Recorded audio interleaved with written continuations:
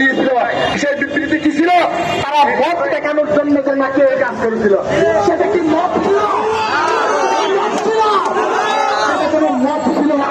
কিন্তু তারা হামলা করেছে, সেটার জন্য দুঃখ প্রকাশ না করে সেটা আরো হামলার পক্ষে আরো তারা সাফাই যাচ্ছে। বলতে চাই, দিল্লির প্রেসক্রিপশন বলেন, অন্য কিছু প্রেসক্রিপশন বলেন, যেটাই বলেন, নতুন করে যদি বাংলাদেশে জাপাকে আবার মারফতে যদি এস্টাবলিশ করার চেষ্টা করেন, আমরা জীবন দিব, তবু জাপা আপা মাপা কাউকে বাংলাদেশে স্থান দিব। আমাদের স্পষ্ট হয়েছে, আমাদের দাবি কি স্পষ্ট।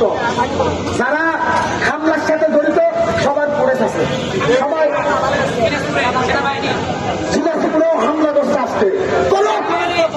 আমি স্পষ্ট বলতেছে, কোন জুলাইয়ে বেঁচে গেছি, প্রয়োজন আমি বলবো, তবু অধিকার আদায়ের আন্দোলন করতে করতে বলবো, ছাড় হবে না।